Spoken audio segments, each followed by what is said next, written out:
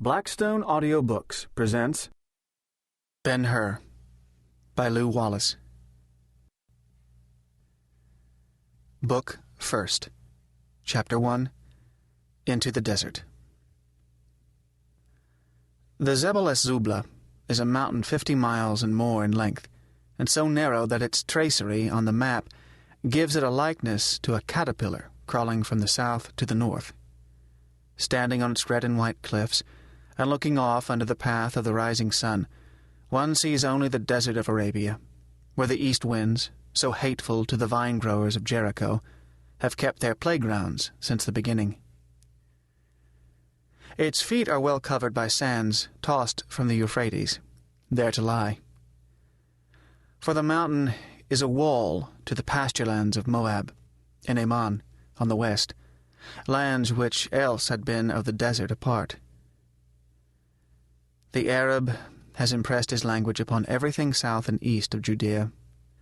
So, in his tongue, the old Jebel is the parent of numberless wadis, which, intersecting the Roman road, now a dim suggestion of what once it was, a dusty path for Syrian pilgrims to and from Mecca, run their furrows, deepening as they go, to pass the torrents of the rainy season into the Jordan, or their last receptacle, the Dead Sea. Out of one of these wadis, or, more particularly, out of that one which rises at the extreme end of Jebel, and, extending east of north, becomes at length the bed of the Jabbok River, a traveller passed, going to the tablelands of the desert. To this person the attention of the reader is first besought.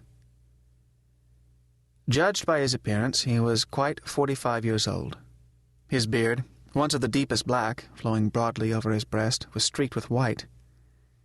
His face was brown as a parched coffee berry, and so hidden by a red keffiyeh, as the kerchief of the head is at this day called by the children of the desert, as to be but in part visible. Now and then he raised his eyes, and they were large and dark. He was clad in the flowing garments so universal in the East, but their style may not be described more particularly, for he sat under a miniature tent, and rode a great, white dromedary. It may be doubted if the people of the West ever overcome the impression made upon them by the first view of a camel equipped and loaded for the desert. Custom, so fatal to other novelties, affects this feeling but little.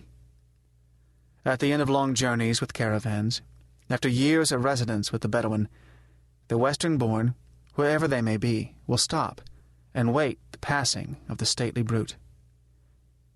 The charm is not in the figure, which not even love can make beautiful, nor in the movement, the noiseless stepping, or the broad careen.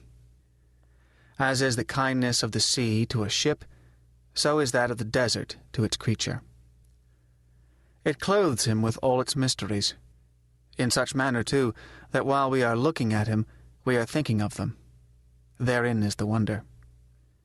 The animal which now came out of the wadi might well have claimed the customary homage.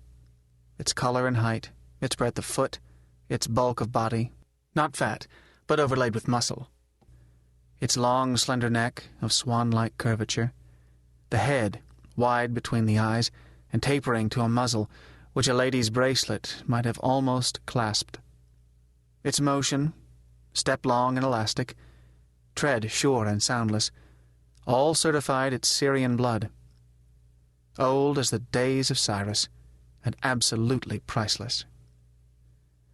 There was the usual bridle, covering the forehead with scarlet fringe and garnishing the throat with pendant brazen chains, each ending with a tinkling silver bell.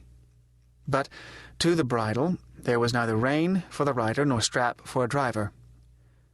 The furniture perched on the back was an invention which, with any other people than those of the East, would have made the inventor renowned. It consisted of 2 wooden boxes, scarce 4 feet in length, balanced so that one hung at each side. The inner space, softly lined and carpeted, was arranged to allow the master to sit or lie half reclined. Over it all was stretched a green awning. Broad back and breast straps, and girths, secured with countless knots and ties, held the device in place. In such manner, the ingenious sons of Cush had contrived to make comfortable the sunburnt ways of the wilderness, along which lay their duty as often as their pleasure. When the dromedary lifted itself out of the last break of the wadi, the traveller had passed the boundary of El Belka, the ancient Aman. It was morning time. Before him was the sun, half-curtained in fleecy mist. Before him also spread the desert, not the realm of drifting sands, which was farther on, but the region where the herbage began to dwarf, where the surface is strewn with boulders of granite and grey and brown stones, interspersed with languishing acacias and tufts of camel grass. The oak, bramble, and arbutus lay behind, as if they had come to a line, looked over into the well-less waste, and crouched with fear. And now there was an end of path or road. More than ever, the camel seemed insensibly driven. It lengthened and quickened its pace. Its head pointed straight towards the horizon. Through the wide nostrils, it drank the wind in great draughts. The litter swayed, and rose and fell like a boat in the waves. Dried leaves in occasional beds rustled underfoot. Sometimes a perfume like absinthe sweetened all the air. Lark and chat and rock swallow leaped to wing, and white partridges ran whistling and clucking out of the way. More rarely a fox or a hyena quickened his gallop, to study the intruders at a safe distance. Off to the right rose the hills of Jebel, the pearl-grey veil resting upon them changing momentarily into a purple which the sun would make matchless a little later. Over their highest peaks a vulture sailed on broad wings into widening circles. But of all these things the tenant under the green tent saw nothing, or at least made no sign of recognition. His eyes were fixed and dreamy. The going of the man, like that of the animal, was as one being led. For 2 hours the dromedary swung forward, keeping the trot steady, and the line due east. In that time the traveller never changed his position, nor looked to the right or left. On the desert, distance is not measured by miles or leagues, but by the sat, or hour, and the manzil, or halt. 3.5 leagues fill the former, 15 or 25 the latter. But they are the rates for the common camel. The carrier of the genuine Syrian stock can make 3 leagues easily. At full speed he overtakes the ordinary winds. As one of the results of the rapid advance, the face of the landscape underwent a change. The Jebel stretched along the western horizon like a pale blue ribbon. A tell or hummock of clay and cemented sand arose here and there. Now and then basaltic stones lifted their round crowns, outposts of the mountain against the forces of the plain. All else, however, was sand, sometimes smooth as the beaten beach, then heaped in rolling ridges. Here, chopped waves, there, long swells. So, too, the condition of the atmosphere changed. The sun, high risen, had drunk his fill of dew and mist, and warmed the breeze that kissed the wanderer under the awning.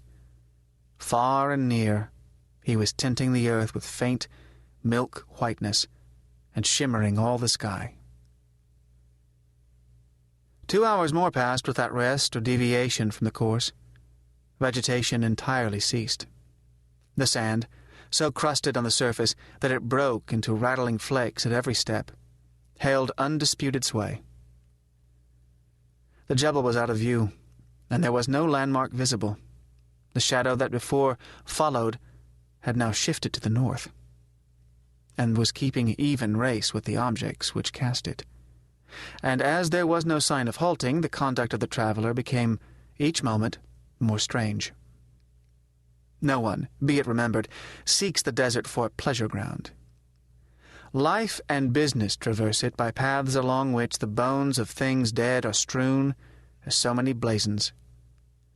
Such are the roads from well to well, from pasture to pasture. The heart of the most veteran sheik beats quicker when he finds himself alone in the pathless tracks. So the man with whom we are dealing could not have been inserted